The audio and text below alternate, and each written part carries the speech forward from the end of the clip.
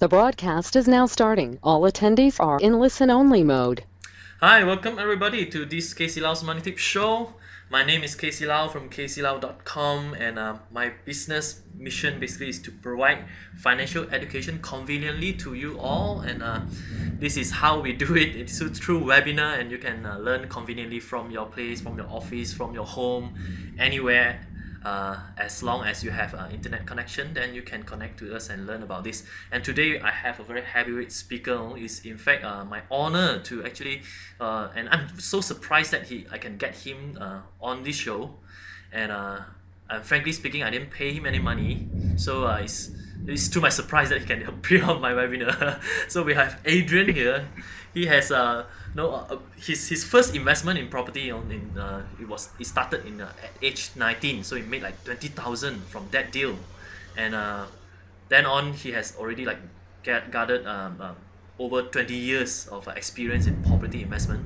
So I'll let Adrian talk more about him and what he does, and he's going to teach you some strategy to you very soon.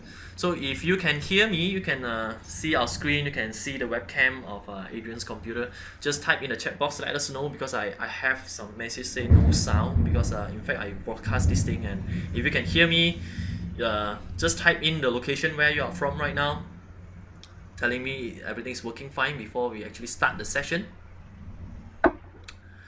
Yeah, please give us some response.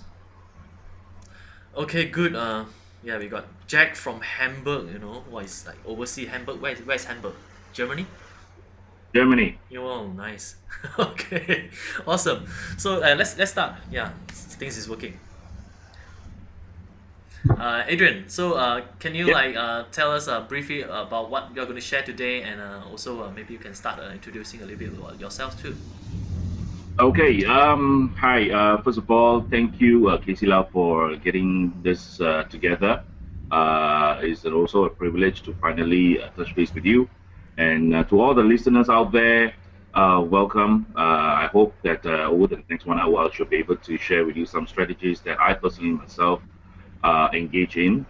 And I myself has been in the property line industry for the last 22 years. I started off working in a bank as a mortgage officer, and fortunately enough, I have a lot of mentors along the way who guide me. And the best part is that my position, the role that I'm playing in the bank, is basically servicing property developers. So I somehow along the way, I got to know a lot of really, really good developers who actually started property and taught me how to leverage, how to optimize the opportunities given to me. So over the years, I think I also set up, I'm the founder actually of the broker. I left banking after more than 13 years, and then I set up mortgage broker in Berhad, which is one of the largest. I think we are one of the pioneers. We started off 2004. We are basically outsourcing company in mortgages. We are officially appointed by at least about 6 to 7 banks. And that has actually put me in good stead. And most importantly is that throughout my 11 years of running mortgage brokerage, I have a lot of private and confidential information that was emailed to me for my eyes only. And that's how I continuously learn and find out the background about developer strength, what are the land banks and what are the loan strategies. So every now and then I do have a lot of head start on information that is not publicly available. So I'm fortunate in that sense, and I've been doing sharing under the other company called SkyBridge International, Senyang Berhad, where we share with participants and our members on what are the loopholes, strategies that is being given to them. So as you can see from the slides here, one of the major milestones for me was actually being invited, paid by Maybank, by the way, to speak to all the ultra high net worth customers back in 2013. And they have a very strict selection process, and I was being given the opportunity to speak to about 600 ultra high net worth customers, and that was an eye-opening, I believe, sharing session. And as you can see from the slides, the usual stuff. I appeared in a lot of medias and magazines, and one of the major milestones again for me was being interviewed by Radio Hong Kong, because the callers, the listeners in Radio Hong Kong, actually complained that Malaysia is not a property investment haven. Now, I got a phone call from the DJ over in Radio Hong Kong, who invited me to Hong Kong to basically dispel the myth and to address certain issues, which were apparently, according to them, they got a very, very good response from the listeners there. And as you can see from the print, you can find me. You can even log on under SkyBridge International. You'll find a lot of information being shared. The seminars that we're on now. So to start off with, I think there are no rocket science basically to property investment as far as I'm concerned. Generally, there are a few techniques that you need to know of, certain due diligence that you need to perform. Now, over the last 22 years, fortunately enough, most of my investments are basically a very, very steady type of due diligence, so that my risk is very much mitigated at the end of the day. As far as due diligence, if I'm buying or if you're buying from developers, for instance, right?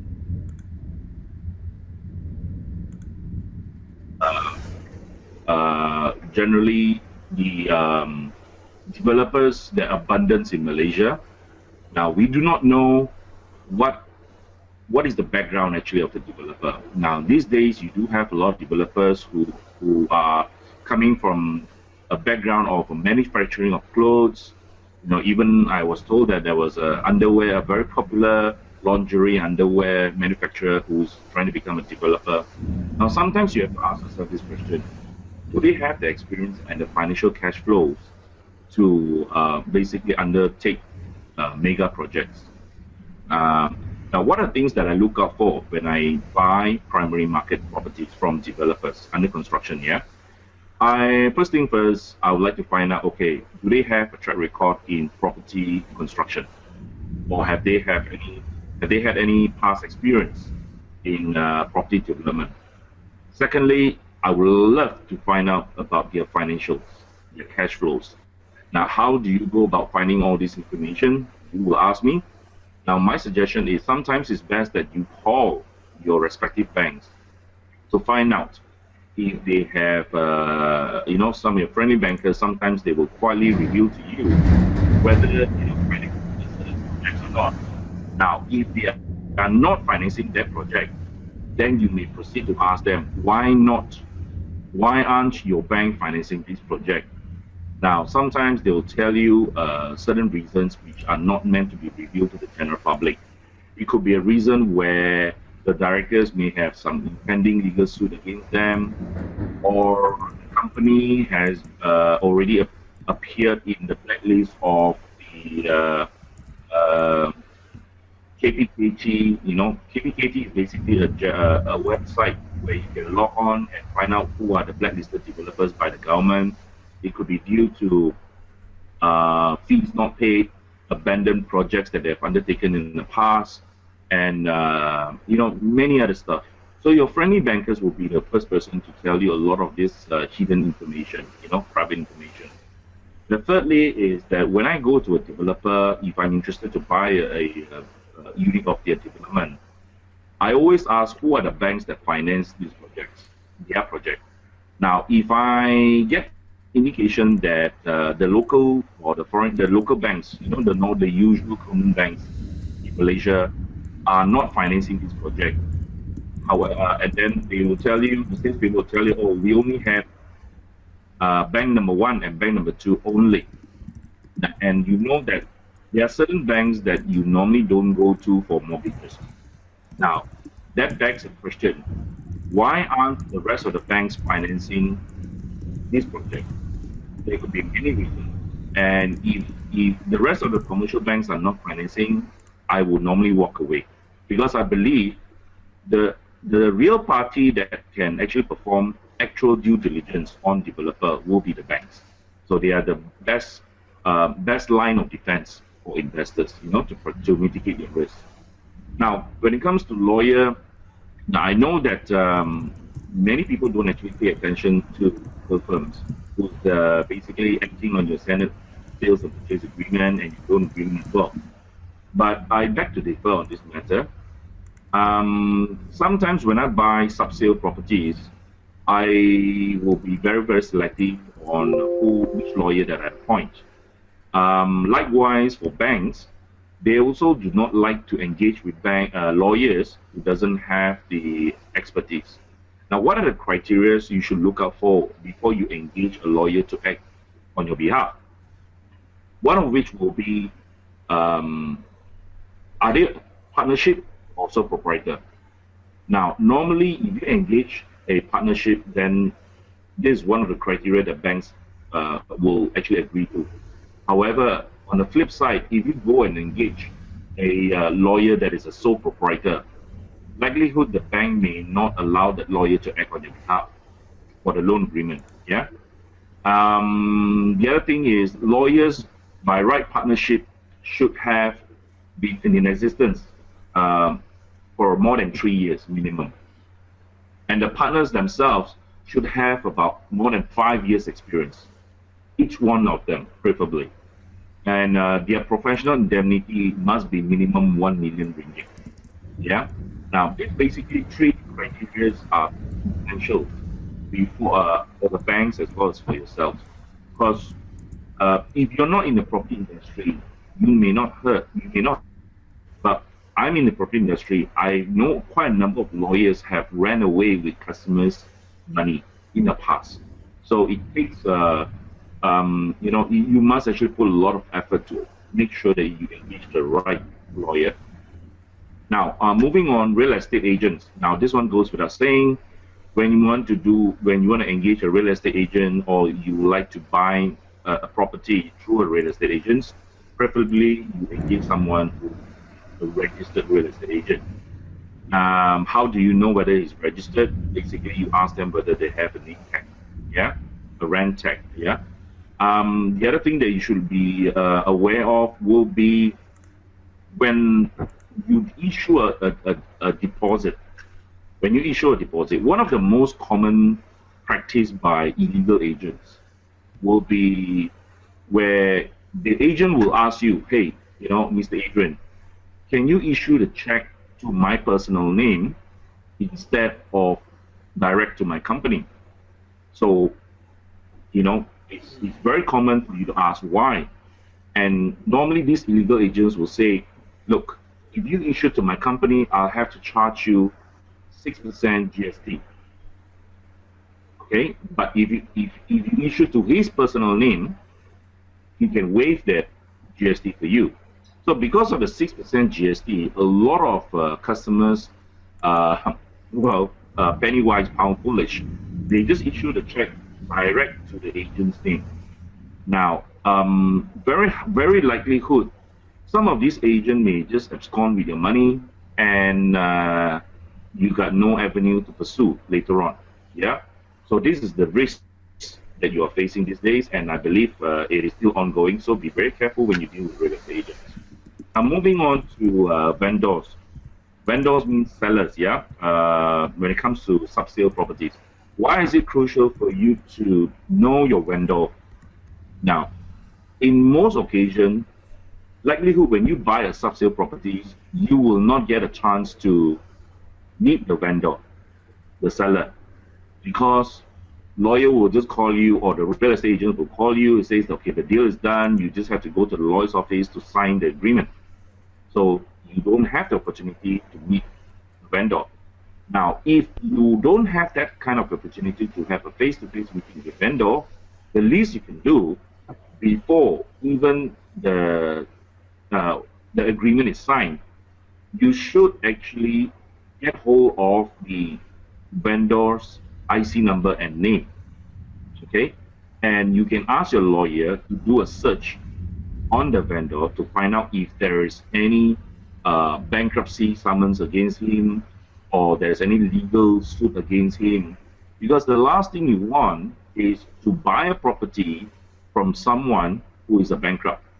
Now, what is the implication of that? Well, in short, you will not be able to get hold of your property, even though you paid the deposit. So it is wise for you to engage a lawyer who will just do a search. If you have the title with you, better still, because you would like to find out whether the title has any caveat, any form of caveat that is going to prevent the deal being perfected. So it is very crucial. Remember, these 4 stakeholders are very crucial as part of your due diligence process. Yeah. Now, moving along, as usual, people talk about location, location, location. I think this is a bit outdated. Nowadays, even really, really far away places is being deemed as prime location. But let's not argue on that. What I normally would encourage people to look at is to understand the population size of the area that you're going to buy a property. What do I mean by that? Now, there are certain locations that you will see that the demo of the population, you will roughly know their income level roughly, and you will know that there is a shift of population that would actually love to stay in a particular area. For example, I mean, if you ask me, for my view, personally, I believe that the southern part of Kuala Lumpur is generating a lot of interest. There is a huge migration, people from different suburbs to the southern part of Kuala Lumpur. Okay, that's why you can see a lot of infrastructure, transportation system, accessibility, road widening, new malls being coming up. That basically attracts a certain percentage of the migration of the population. As far as age group, of course, you will generally, common sense will tell you certain locations generally is heavily favored by certain age group.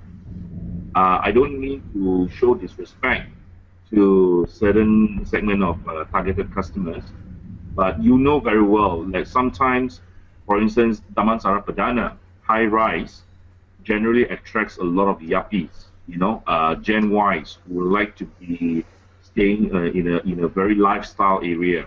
So we know Damansara Perdana actually attracts certain segment of age group.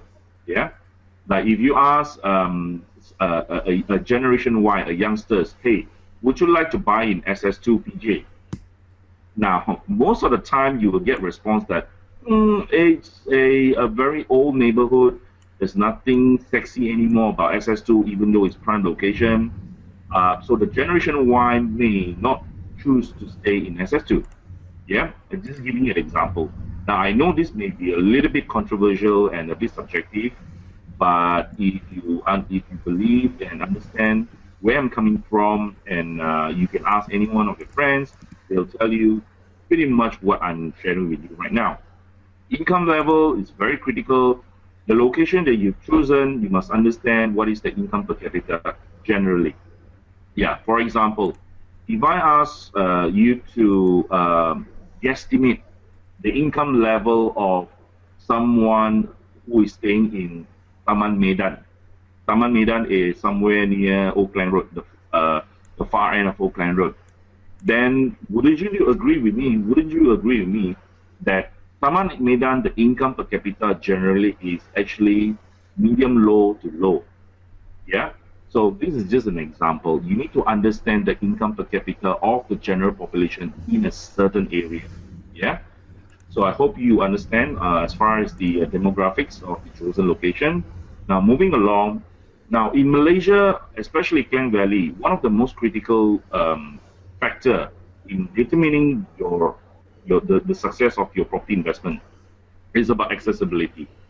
Now I have come across a lot of people who bought properties from developers where the developers actually promise them that certain access will be open and leading to their neighborhood. However, upon collection of keys, they'll find out that they can see their neighborhood, but they have to make a big turn before they can actually enter into the neighborhood. So this is a no-no as far as property investment is concerned. Now, I believe that most of you here, the listeners, will understand that accessibility is very critical. It's all about accessibility. It's all about connectivity. Whatever locations that you buy, whatever properties that you buy, you must understand ultimately accessibility will increase the human traffic to a certain place. So if your accessibility is good, there's more connectivity, there's more human traffic going. And when you have higher human traffic, the population grows, then you have a lot of demand and supply activities going on in your neighborhood. Yeah, I hope you understand. The pictures that you see here is just some of the examples of the buildings that you can see, but you cannot reach easily. So it is basically a no-brainer. I don't understand why some of these buildings being built that way with no accessibility. So go figure, yeah. Now LRT, MRT is very crucial these days, especially for the younger generation. Now 40% of our middle income class would love to invest in areas where connectivity will actually lower down their transportation costs. I believe most of you are aware the LRT extension line is ready, and there's upcoming MRT line that is in pipeline. So goes without saying, it will actually boost certain locations, especially when your property is within maybe about 800 meters. I believe this will be a booster for your neighborhood. Okay. Now the other point I want to share with you is about excuse me, about before you buy any primary projects from developers, sometimes it pays to understand the surrounding location of that project site itself. What are the existing buildings? How much are they selling? Or do they have any upcoming launches that will potentially block the view if you're buying an apartment? You can ask the developer, and likelihood developer will share with you. I don't think most of them will hide the information. They will tell you, okay, there's a nearby launch, coming up, and but they won't tell you when. So you have to be very choosy and selective in choosing your units. Price, good to know that what are the surrounding prices right now, so that you know that whether you're paying above what the market is asking or below. So that is a good point for you to zoom into before you actually make the trade. Now, this is one very crucial factor that most people don't pay attention to, but I would like to highlight as well. Now, when I say marketability factor, this is a term being coined by the banks as well in collaboration with valuers. So banks are very concerned if you were to buy any properties that has a marketability factor, or in short, we call it MF. On a scale of between 1 to 10, if your marketability factor, or MF, is actually lower than 6, it means your property, it is not favorable by the bank. So who indicates this MF factor? Basically, it's by the valuers. So before you actually got your loan approved, banks normally will have to call valuer to find out, hey, I've got this property in this location. Can you give me the MF factor? I'll give you an example. If you're buying a KLCC property, the marketability factor will range between 8 to 9. So that's a good MF. However, if you're buying something, let's say in Batang Kali or Sabah Pernah, this most probably will only get you an MF factor of less than 5. Or if you're buying a property that is very near to a graveyard, and the valuers know, certain locations, certain property is actually situated very close to a graveyard, then they will tell the credit manager of the bank that this property will only get MF of about 5.5 or 6. There you go. So just to recap on this 10 point, close proximity to graveyard, rubbish dumps, sewerage pond, highly polluted industrial area, landfills, This is a no-no as far as banks concerned. Now you have to be upfront when you submit your application. Now I know a lot of customers actually would like to hide certain information from the bank officers, but ultimately, guess what? If you're buying a sub-sale property, the valuers will go to your site and track the location of your property, and it is their responsibility to actually inform the bank. So it's up to the bank whether they want to approve the loans, knowing that the MF factor is low. Of course, flood areas, banks don't really like it. It's on hill slopes, very close to landslide area, for example, places like your typical, Bukit Antra Bangsa. This is actually a very famous or infamous area where banks are trying to avoid financing any properties there. Yeah. Of course, new village type of houses, like your olden days where you have a semi-permanent house, half wood, half bricks. As long as you have any form of wood as part of your structure of your house, it is not acceptable by the banks. Non-conformity of building or land use. Now, I get asked very often on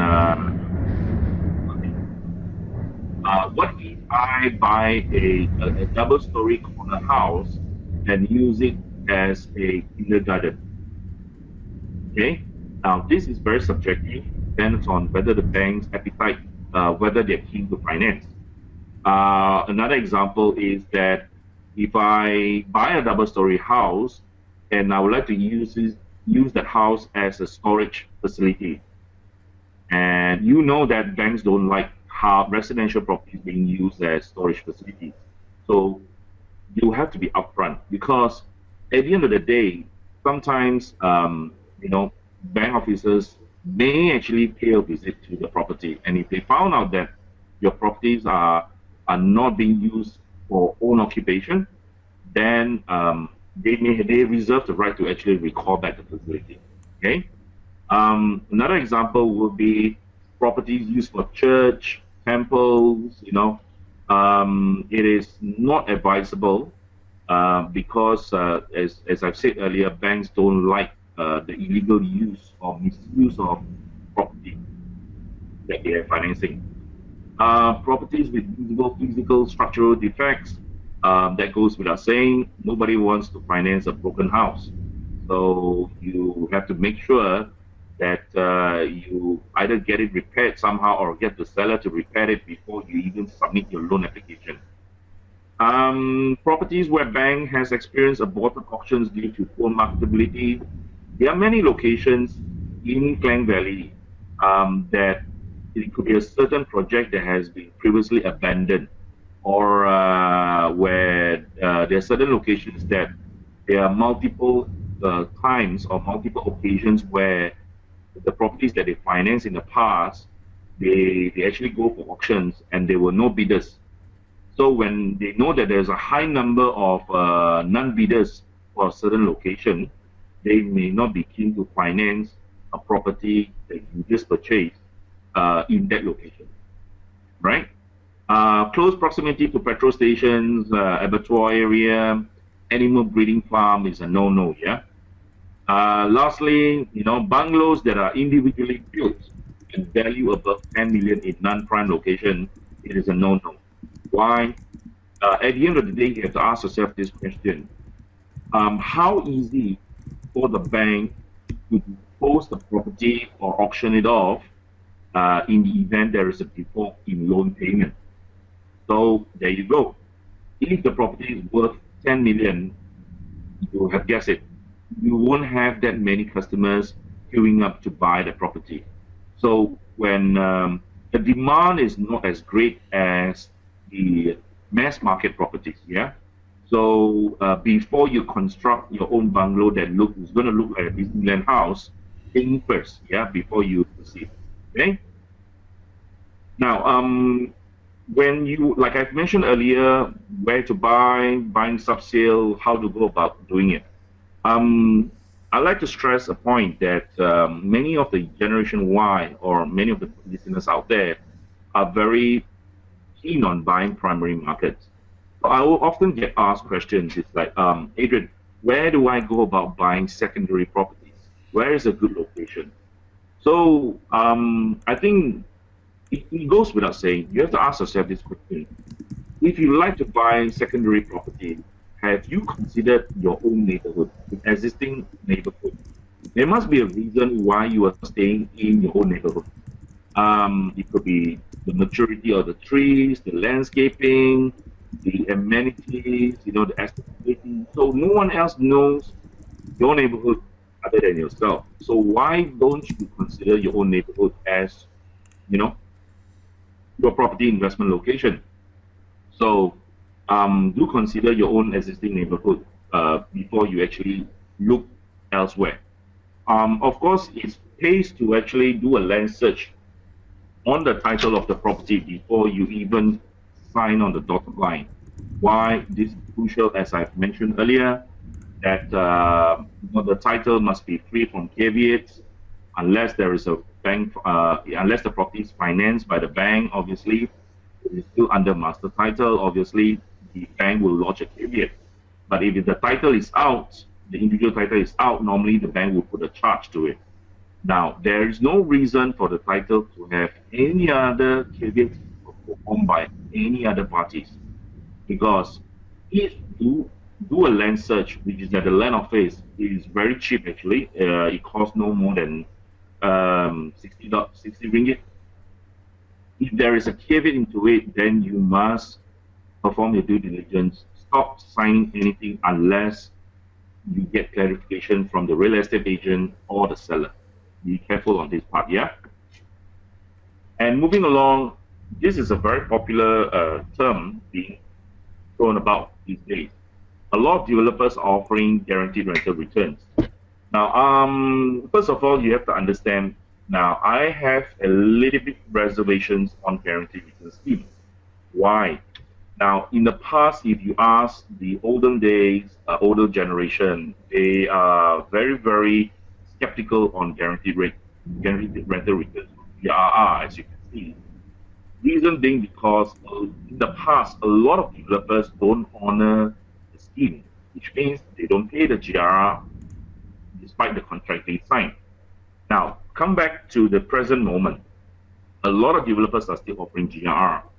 Now, I have been fortunate or unfortunate enough to witness quite a fair bit of guaranteed rental returns contract. The ones that are being presented to me by my members, my club members, and my students. Now, when I've gone through the contract, there are certain clauses in the contract that troubles me generally. What are they? Some of the contracts that I've gone through, it shows that there is a clause that says that the developer has every right to terminate the guaranteed rental return scheme by just giving you a 2 weeks or 2 months notice. So whatever that you've signed in the past, they have every right to exit without paying you in the future. So I found that this is a little bit risky as far as investors are concerned. And furthermore, I think this one is a no-brainer.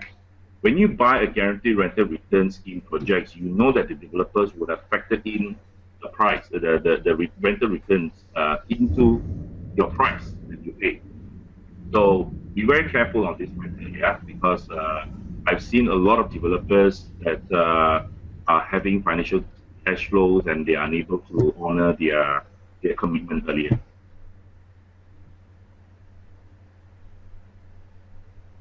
Now, point number 9 will be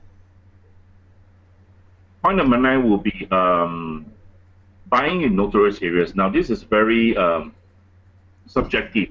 Now, this may not be music to your ears, but personally for me, if I would like to buy anything completed properties, I would always focus in areas that is already quite matured. How do you define matured?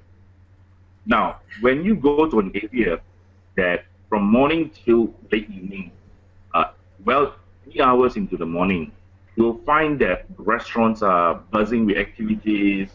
The F&B restaurants has got a lot of patrons. and you have a lot of shops, and you have cars moving in and out.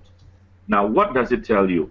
It says there is a very positive growth of population that are staying in these areas. Now, when that happens, you know that there is going to be a very high demand. Doesn't matter whether it's a high-end, big-ticket size property or affordable houses, but you know that there are many areas in Klang Valley that, for example, Kuchai Lama, Kuchai Entrepreneur Park, it is a non-stop activity basically in that area. Now, it may not look really high-end, but if you're looking to long-term rental yield returns on, apartments or walk-up flats or even condominiums there, you can always go there and survey. There's endless traffic, there's endless human traffic, there's endless business activities going on, and then you see cars double parking, triple parking, Now, these areas generally command reasonably good rental.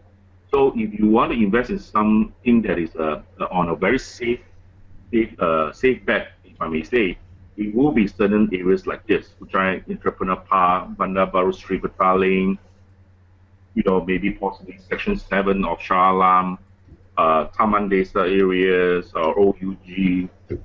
I love these type of areas because there's a mix of the older generation and the Generation Y. So this is actually very, very good areas that I would strongly recommend, yeah? Now, moving along, I think what next moving forward? Now, please don't have too high expectations on the rental yield. Even real estate agent.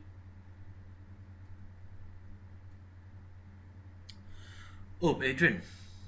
The rental yield is going to be 6%, or you're going to get a value appreciation or about 25 to 30% upon completion.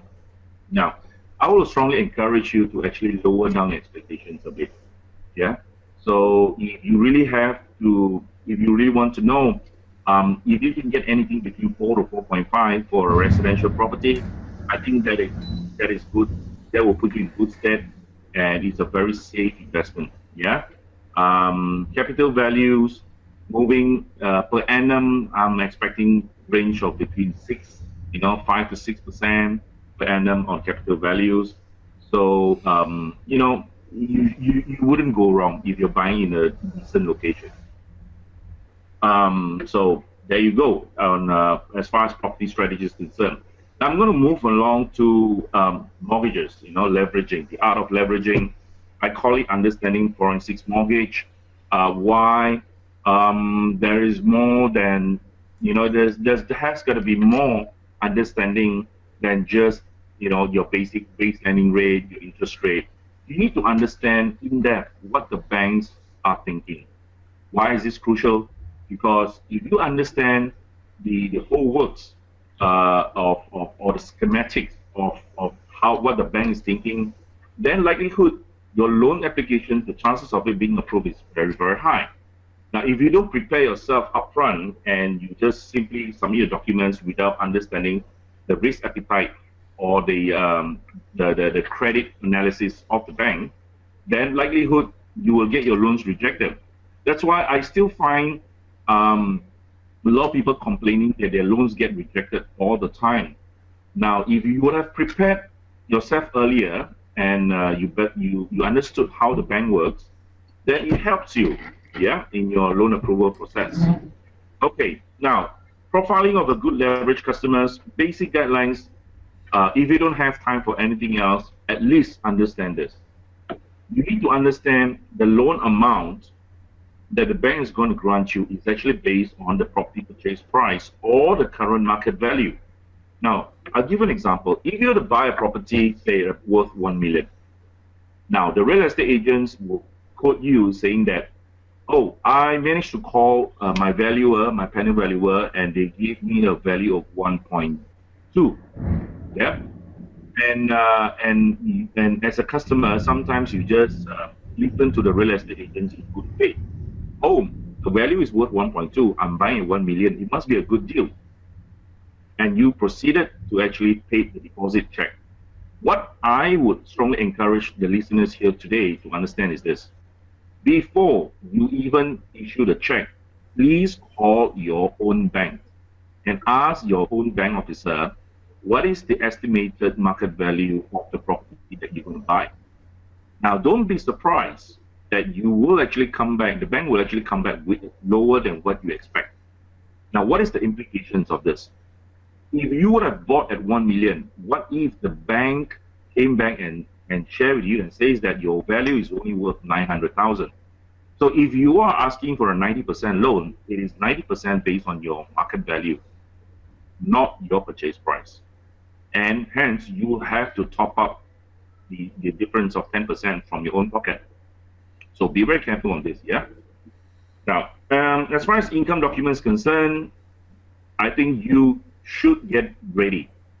Make sure all the income documents, you file it properly to make sure you are showing the banks what you want them to see.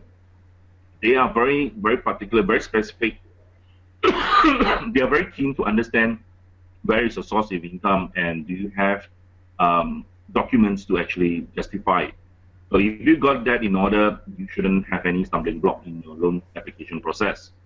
Mortgage debt, total debt ratio. Now, in short, we used to call it, or we're still calling it as debt service ratio. Some of you call it debt burden ratio. Now, debt service ratio, in short, DSR, it basically implies your total loan outstanding in our Malaysian banking system divided by your net income.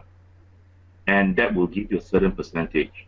Now, as a rule of a guide, if your debt service ratio is hovering between 70 to 80%, then you are quite safe, yeah, in your loan application process. Likelihood you will get approved, subject to our other conditions being met.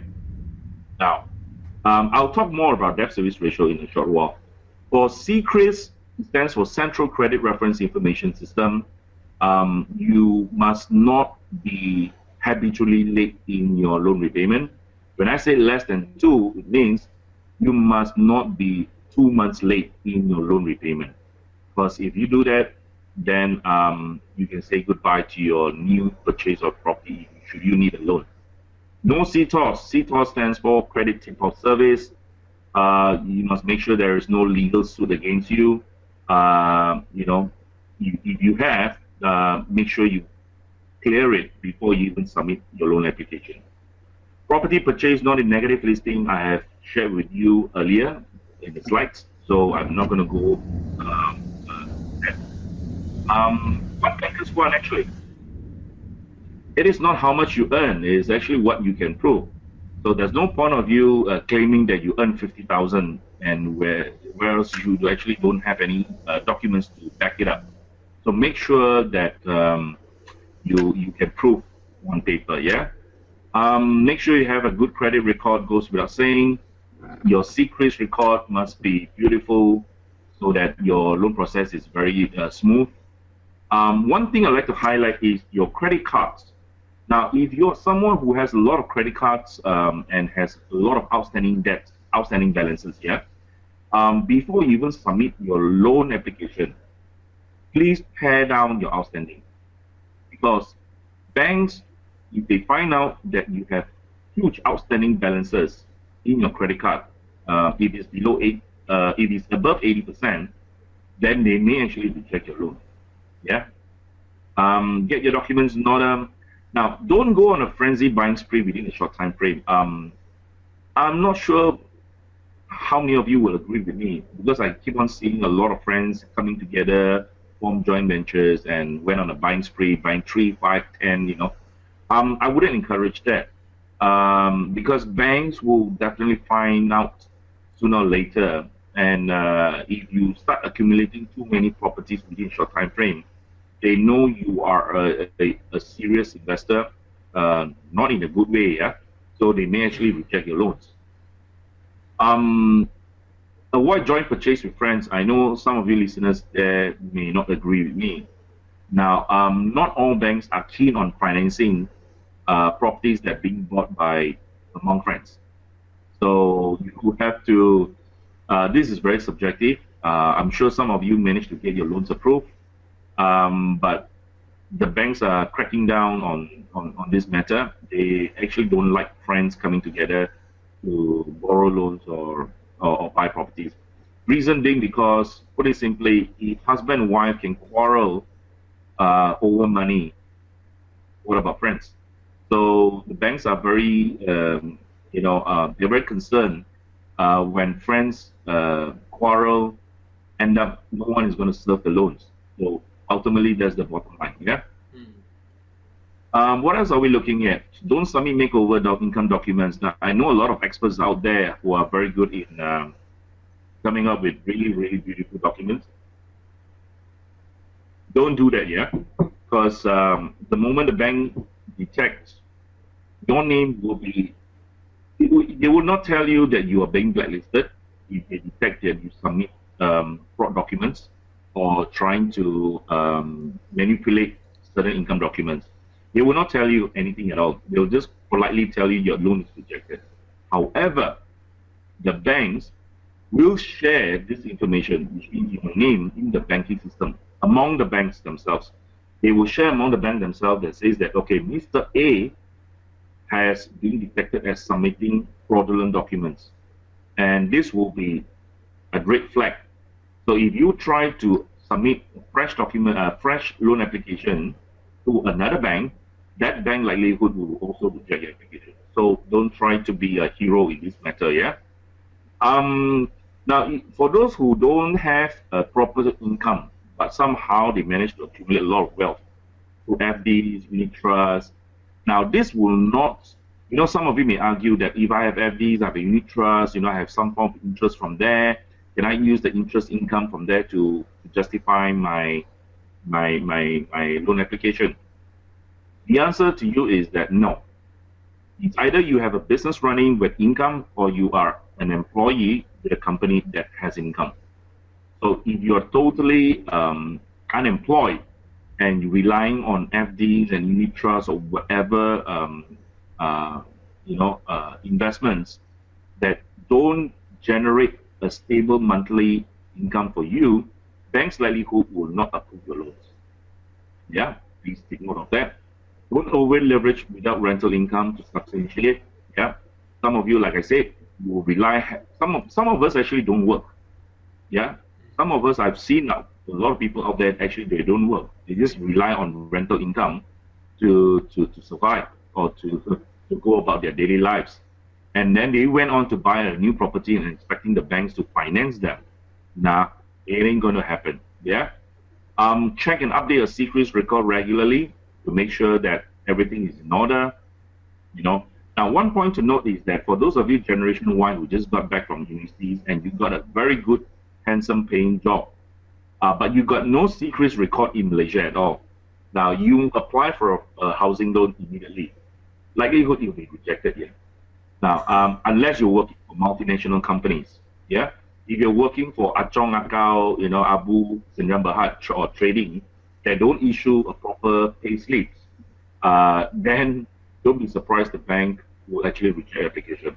My advice to Generation Y who just got back from uni, you got a good paying job, is to at least apply for a credit card first so that you have a CCRIS record and they can actually monitor your CCRIS and find out, oh, you have been a good paymaster, and then subsequently you bought a motorbike or a car where you apply for a higher purchase loan. From there, they will be able to determine whether you are a good customer or not. So take note of that. For businessmen, if you've been running a business less than 2 years, I know some of you generally can actually have a lot of income, high income from your business in 1 year. But don't try to apply for bank loans because most of them, they want an established track record for more than 2 years before they even consider your mortgage. Yeah. So 10 important strategies. Net income is being used as a basis for calculation of the debt service ratio. You must understand that. Most of you who are on a buying spree, if you're taking mortgages, ask yourself this question: if the interest rate were to increase to 8%, can you still afford to pay? So this is do yourself know best, yeah. So always do a stress test and perform a worst case scenario type of due diligence on yourself. Now, debt service ratio, generally speaking, unfortunately, most of the banks that I spoke to, that I dealt with, if you're earning net income 3,000 below, your debt service ratio is going to be only 60%. If you exceed that, they're not going to approve your loan. But for anyone who's earning above 3,000 net income, you can go up as high as 85%. So not an issue here. Now, what about those who already has a lot of loans, and can we go beyond 80 or 85% debt service ratio? My answer to you is yes. Now, there are banks out there that actually can approve up to 150% debt service ratio, way beyond your net income earnings. How do we go about this? Well, as long as you can prove liquid assets or liquid net worth above 1 million in a form of ETF or savings or current account, FD, shares, unit trust, foreign currency, you total up together, as long as above 1 million, there you go. You can go up to 150%. So I personally have helped a lot of customers getting way beyond that 85% debt service ratio, as long as you can prove that. Yeah, it's not really that difficult. I mean, if your age about 30, 35, 40, you definitely have substantial savings in the ETF. So that will form a major liquid net worth in the formation of that 1 million target. Yeah. I do get a lot of questions too on 90% financing. If I have existing 2 loans, how can I get 90%? Now, there are many ways, but due to limited time, I'm going to share with you 1 or 2. One of which is actually a guarantor scheme. There are banks out there. Now, they don't actually publicize this because they do not want to create a hoo-ha. So sometimes there are banks out there that actually grant you 90% for your third loans. What do we call it? It's called guarantor scheme. How to go about it? Assuming I have 4 properties, 4 loans in the bank. My wife has got 1 loan under her name. Now, I would like to buy a new property, but I know I only qualify for 70%. So what do? I have the strong income. However, my wife doesn't have a strong income. I can buy the property under my wife's name, where the sales and purchase agreement signed under her name, loan application under her name as well, but I'll stand in as a guarantor. It has been done, it can be done, it will be done. Okay, so don't worry about that. Another scheme that I can actually share with you on 90% financing for third properties is, now, have you thought about sometimes you can do a third-party loan where wife has got 1 loan, I have 3 loans. I can always sign the sales and purchase agreement under husband and wife, but we apply the loan under my wife's name only. So I'm using her quota. This is called third-party loans. There are many more ways. I think about 4 or 5 more strategies, but today I may not be able to share everything with you all. Investment holding company is being heavily used by property investors these days, but take note, investment holding company is a special vehicle for you to own properties, and you can get financing. For residential, it's only 60% margin. For commercial, you can apply up to 90%. So no dramas on here on this issue.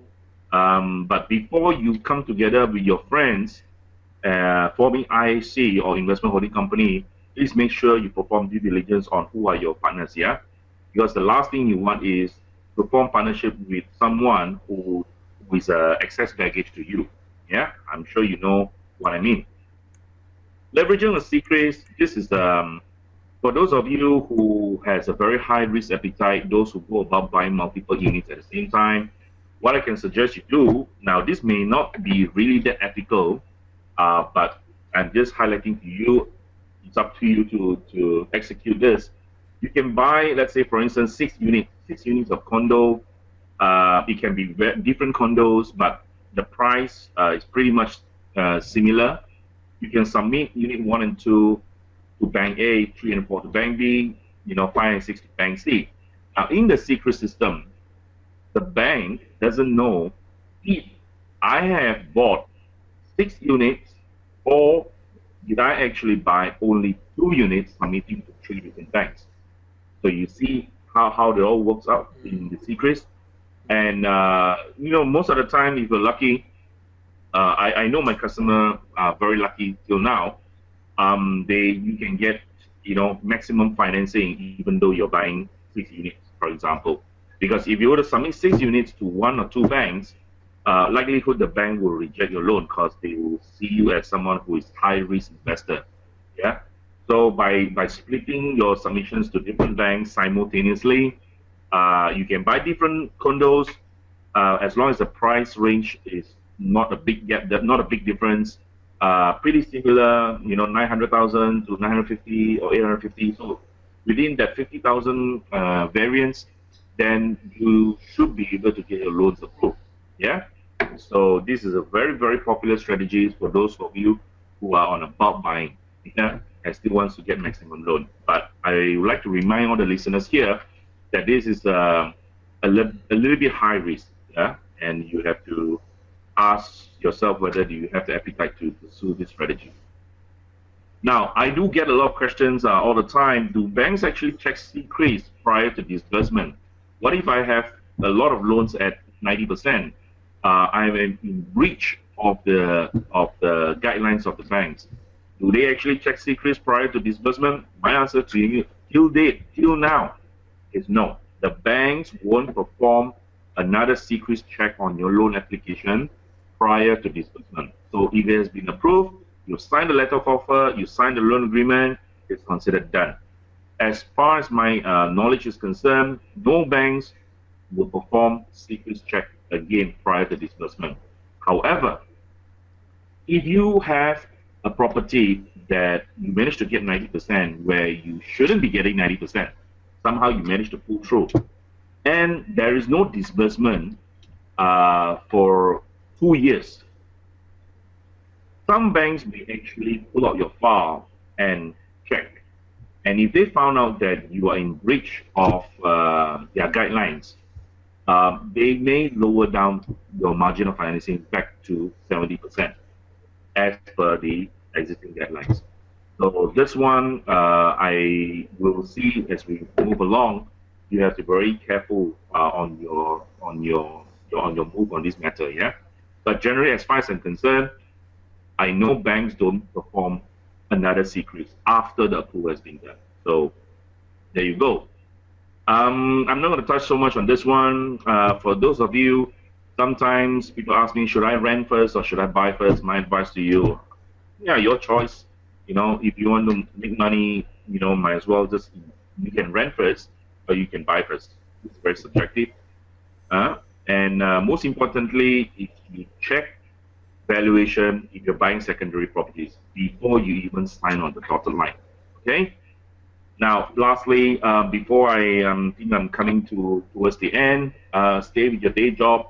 Don't listen to too many of these financial freedom gurus who ask you to quit your job and be financially free. Never having to work a single day through property investments.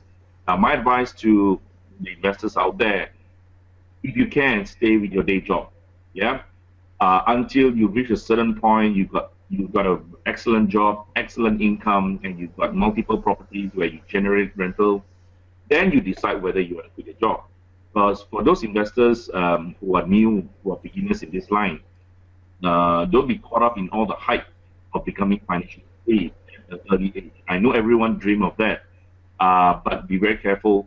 Keeping your day job with regular source of income, it is actually something very, very powerful in ensuring that you enjoy your moments in creating wealth along the way, because banks need you to have regular income before they even finance your properties. So please be careful on that. Yep, stay with your day job. Well, I've come to the end. I've also got a book called Grow Rich Through Responsible Leveraging. You can find it in major bookstores, MPH, Kinokuniya, Borders, popular bookstores. You can get a copy from this book if you like to understand more about me, what I've gone through. And I do have a investment club as well, where I do seminars to share with you about the loans process, understanding how to get your mortgage approved, property investment strategies, taxation, legal aspects of it, understanding how to read contracts. This is a very popular among my members. I do one-on-one session as well. So for more information, you can always contact my colleague here. Name is Ms. Catherine Chu at the email stated in the slides. All right. Now, just to share with you examples, these are some of past members, past seminars that attended my classes. I do a lot of speaking engagements in Asian countries like in Bangladesh, Taiwan, Hong Kong, China, Singapore, and basically my intention is to tell them that Malaysia is an investment haven. Yeah. So this is basically an example of investment tour for my Singapore members. We took them to a lot of project sites to explain to them the details and attractiveness of certain locations. We did a conference as well. I'm done basically, and if you like us on Facebook, please go into our Facebook page and take a like if you have a moment. I've come to the end, and for more information, you can always contact us through Catherine Chu at skybridge.asia or skybridgeinternational.asia, whichever is convenient to you. So that's it. I hope you enjoy my session for the last 1 hour. If you do have any questions and answers, please share with me. I would love to answer some of the questions. Hi, Adrian. Yeah. Wow. Yep. It's so good that you give us a lot of tips during this 1 hour. There's a lot of strategies that some of that we share among investors during closed door, but you also actually teach the audience over here. And I've got good news and I've got bad news. Okay. Let me tell you about some technical issue we face during this session. I started the session and some of them couldn't hear us. So this is bad Really? news. So I try to solve the technical issue, but it's actually beyond my ability. So it's somewhere like the service provider, they have some problem with their issue. So, but there are people who can hear us. So if you can hear us right now, just type in the chat box. Let me know. At least I know how many really can hear us. So I provided a lot of solutions, suggestion, and some of them that log off and log in, log off and log in. They try 3-4 times, still very persistent want to hear you, but to no avail. So anyway, now the bad news is over. Then the good news is I still have this recording because I can hear you. So I make this recording. This is recorded. Excellent. So I'm going to put up the recording and let them watch maybe over a week or something, so they can take that time to watch. And of course, we get a lot of question coming in also. So I tell them, if you cannot hear, the best thing you can do right now is stop complaining, but type in your question so that we can get it answered, right? So let's get to. Shall we get to some of the question now? Yes, please. Okay. There are a lot of messages. This is unusually a lot, because of the people who really cannot hear. Okay, I need to scroll through. Give me a minute. Okay, this is from Kakimi. This is Kai. Actually, Kai from Malacca. He's asking, is it true when we buy a new project is under construction, as long as that project didn't get CF, our name don't appear as CCRIS? Well, not true. I mean, if you were to buy a property, it is under construction, and if you borrow loans from the bank, your name will appear in CCRIS. If the loan has been disbursed, then your name will appear in CCRIS. That means CCRIS is actually recording your loan, your debt. It's not recording your purchase of property, right? It's just tied to the loan. Yeah. There are certain occasions where a lot of customers ask me, I bought a property, I signed a letter of offer, last year, and this year I bought another property. Somehow my new property loan application, it doesn't show my name in the CCRIS. Now this is a little bit weak here. I do have a lot of incidents as such. But in general, sometimes if your loan is not disbursed, so your name may not appear in CCRIS. So that's good for you. As far as I know that normally once your loan is approved, your name would have appeared in CCRIS. Especially when your loan is being disbursed. As long as the first 10% is being disbursed to the developer, your name will definitely appear in CCRIS. So it's got nothing to do with CF. Yeah. So it's all to do with the loan. So normally, like if it is dispersed, normally it will show up in your CCRIS. Yeah. Yeah. Okay, so get to the next question from Jack. Say some projects or developers provide buyers to appoint they want the buyers to appoint their lawyer and give us good discount. So what your view or advice on this? That means the developer they appoint certain lawyers, and for the buyers or the purchaser you have to use their lawyers. Then what's your take on this? Now, there is no hard and fast rule on this one. It depends on our customers.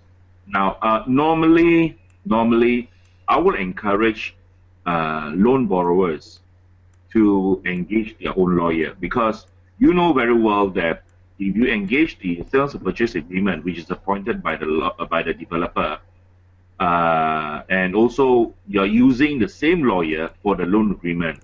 Now you know that the lawyer at the end of the day is not really acting in the interest of the loan borrower. Basically, it is. But however, most instances, the developer will say that you have to use our lawyer so that you can enjoy free legal fees. So when it comes to money issue, and loan borrowers would normally just say, okay, I don't mind using the same lawyer since you are giving me free legal fees. So, but this is a money issue, but you have to understand that especially those not well-known developers, you know very well that lawyers are basically acting on, on the best interest of the developer, not you, yeah. So, but because of the savings that you get, the legal fees portion, so it's up to you whether you want to engage them. But for sub-sale property, if let's say the vendor, the seller, I mean, he asks you to use their lawyer so that they can expedite the matter, don't fall into the trap. Always use your own lawyer, because your own lawyer will scrutinize every single clause in the contract to make sure that your rights and your interests are protected. Because you are paying them, they're supposed to protect your interests. So don't fall into the trap of certain real estate agents or even the seller asking you to engage the same lawyer being appointed by the seller to save time. Don't fall for that trick. Yeah, always engage your own lawyer. So in short, that means if you are going for like primary properties from developers, so if you are going to buy that properties and more or less you have done your due diligence and you are comfortable with that developer, right? So whoever lawyers they want you to engage, it just should expedite the matter lah. Then if you come to secondary market buying from a sub-sale, then don't share the lawyer, please, right? As a rule of thumb. Okay, good. And Jack is asking about Puchong. He said, is Puchong a good choice for investment, because it has huge population except just the traffic issue, like with the new LRT line, wouldn't it be good for investment? Well, the numbers still shows that a lot of migration of population moving into Puchong. Now, the olden days of Puchong and now Puchong is a little bit different. Now, Puchong, you have to be a little bit careful as far as pricing is concerned. Generally, if you're talking in terms of price per square feet in Puchong, if you're buying something that anything less than 550 or 600, I feel that for new properties, I think it's okay. But if you're paying anything beyond that, then I feel that it's a little bit on the high side. Why am I saying this? Because I'll give you a question. Which one would you like best?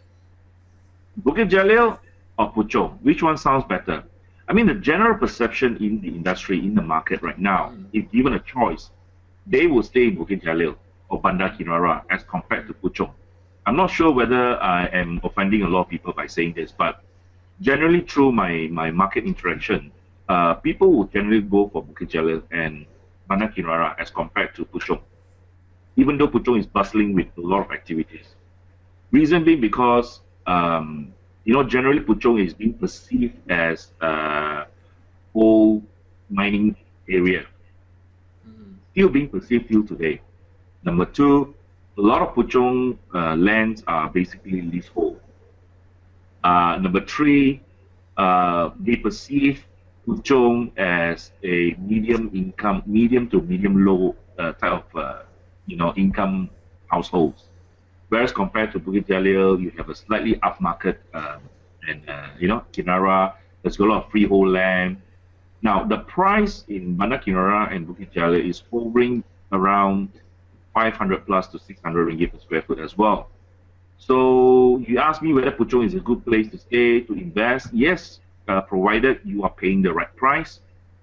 I do agree that Puchong is bustling with activities despite the horrendous traffic jams, but all this will be pretty much a thing of a past because the LRT extension line is already operational. For Puchong Station, I think it's expected to commence operation by first quarter or even maximum second quarter of next year. So all this will will address the issue of traffic jams, and Puchong is still a good bet, but depends. So very far deep into Puchong may not be that ideal as far as property investment is concerned. So yeah, I think Puchong is still a great place to stay, as long as you pay the right price. Yeah, so it's price is what you pay, right? Value is what you get. So you want to pay for good value. Yeah. Okay, awesome. Yeah. YC want to know, will rejection of credit card application affect CCRIS report and subsequently affects a housing loan application? Now, when your credit card is being rejected, I am not sure what is the reason that your credit card is being rejected. There must be a reason why credit card is being rejected. Yeah, it could be you could have a lot of outstanding payments that you didn't make, or they found out that you have 5 cards and every card you're only paying a 5% minimum that's required by the law.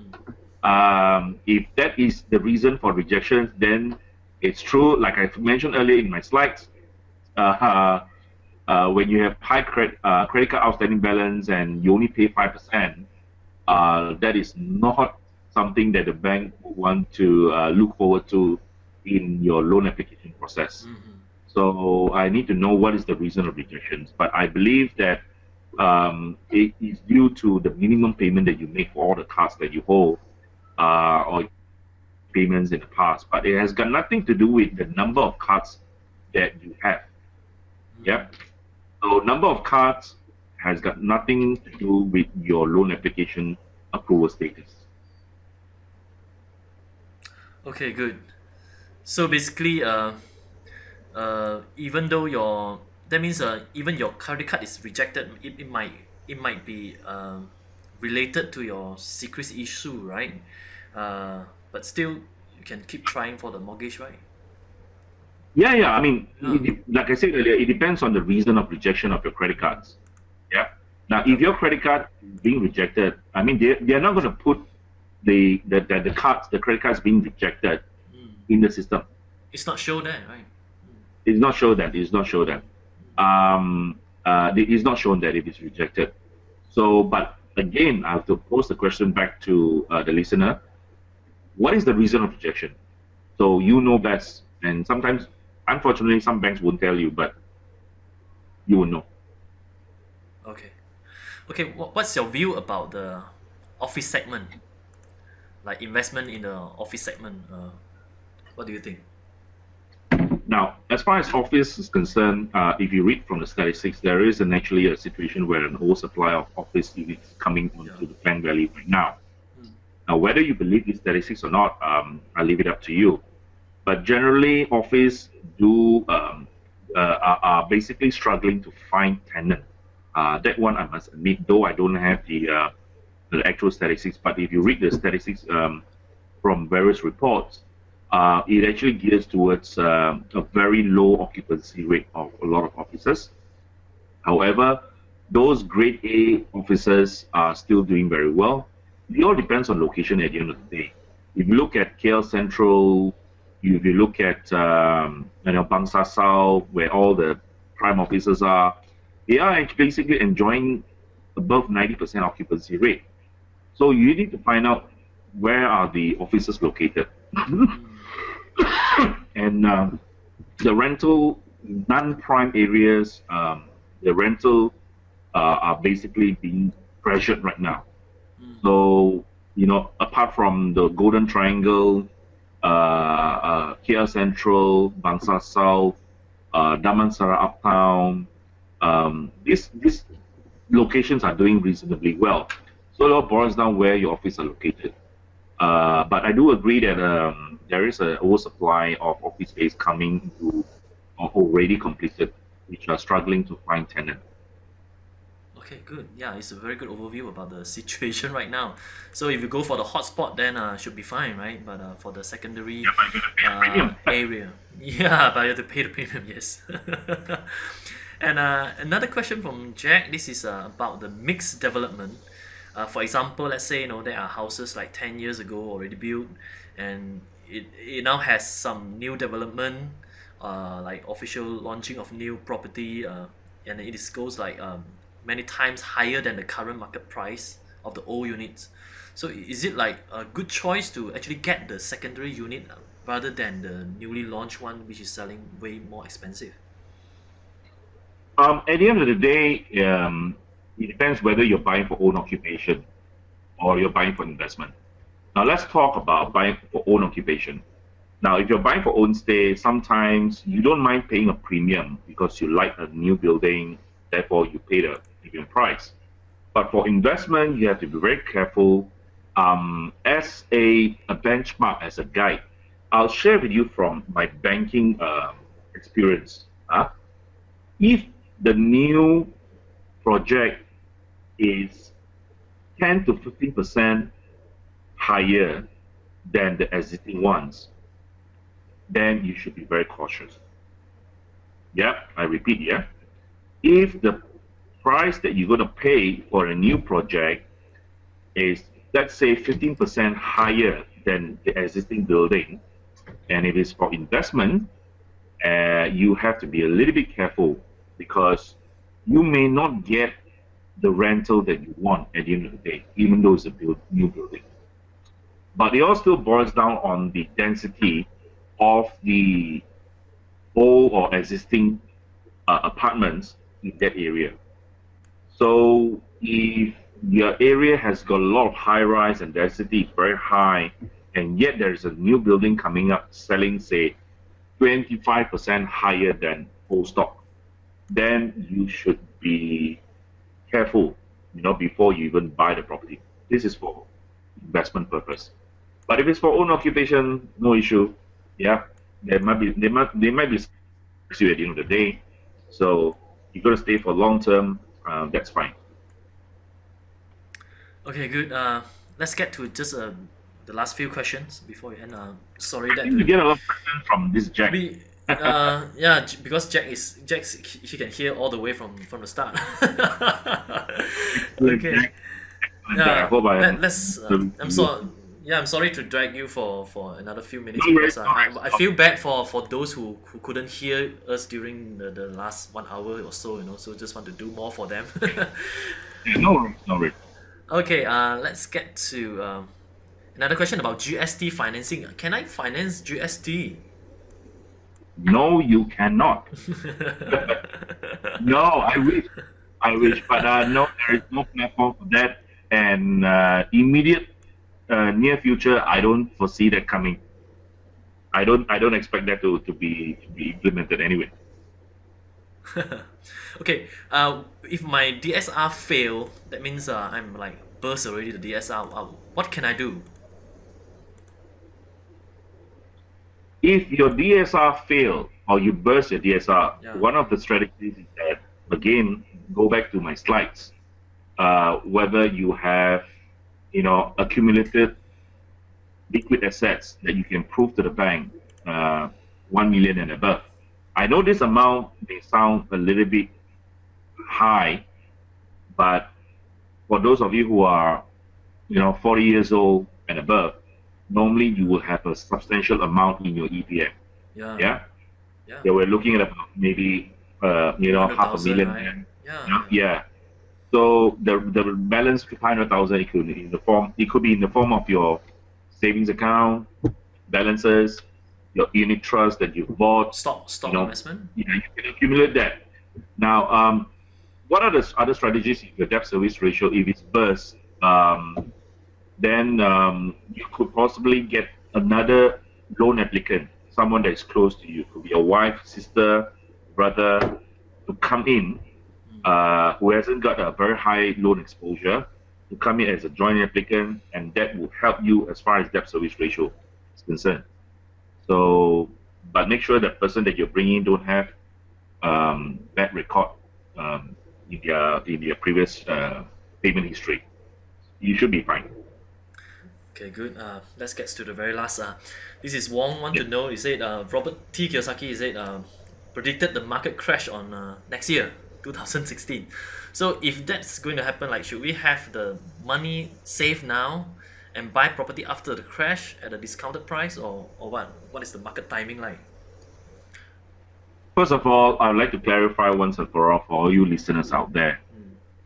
In my 22 years of property investment journey, I don't listen to any forecast on, coming crisis or downturn and whatnot. I only believe in one thing, which my mentor has taught me years ago. As long as you can afford to pay the installment for the property that you just bought, buy. Yeah. Markets come and go. Nobody knows what's going to happen.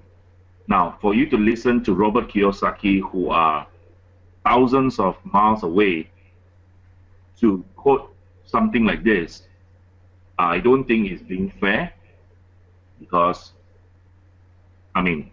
he doesn't have a crystal ball, right? Yeah. He has a few financial strategies that many have benefited from. However, when it comes to predictions of crises and downturn and whatnot, I only ask the listeners out there to ask yourself this question: come rain or shine, can you afford to pay the installment? If you can, if you're borrowing loans, then buy. If you cannot afford to pay the installment and you like to speculate on the property to make big money, then don't. Good times don't last long, neither is bad times. And who are we to predict all this? Yeah, as long as you don't go on a high buying spree, manage your risk, understand what you are capable of paying, you should be on good step. So don't be too overly concerned about the market outlook, whether it's going to do well or not. I have banks, senior positions, earning big fat salary. The next thing, they are being offered voluntary separation scheme. So nobody knows what's going to happen. My advice is this: buy what you can afford to pay, digest what you're capable of. Don't go overboard. Don't over leverage yourself, because you must understand, when it comes to property investment, you must understand the concept of risk. If you don't understand what is risk, then you shouldn't be in the property game at all. Yeah. Yeah. Okay, nice, Adrian. Really, it's a lot of value packed in this 90 minutes, also like 100 minutes. Really appreciate your effort here, and I really enjoy it. I personally enjoyed it, and I think a lot of people will do. And I'm gonna put up the replay, and it will be like up for at least a week for all those who really missed this session, and you can watch the replay. Sure, So sure. at the end, before we let you all go, just go to Facebook and like SkyBridge International, And you can also go to Adrian's website at skybridgeinternational.asia, where you can subscribe to their mailing list so that if there is any activity, any news coming up from Adrian, he can email you about that. So thank you very much for attending. Thank you Thanks, for all you Adrian. listeners out there. If you see me on the street, if you know who I am, come and say hi. You've logged on to KC Lau session. Come and say hi to me. I would love to do a little bit more sharing with you on a personal basis. Yeah, do stay connected with us at SkyBridge. I hope to be of value to you sometime in the future. Like I said, if you need to know more, please log on to SkyBridge International and do chat with us if you have time. Okay. Definitely. Maybe see you next time. Okay. Take care. Thank God you. bless. Bye bye.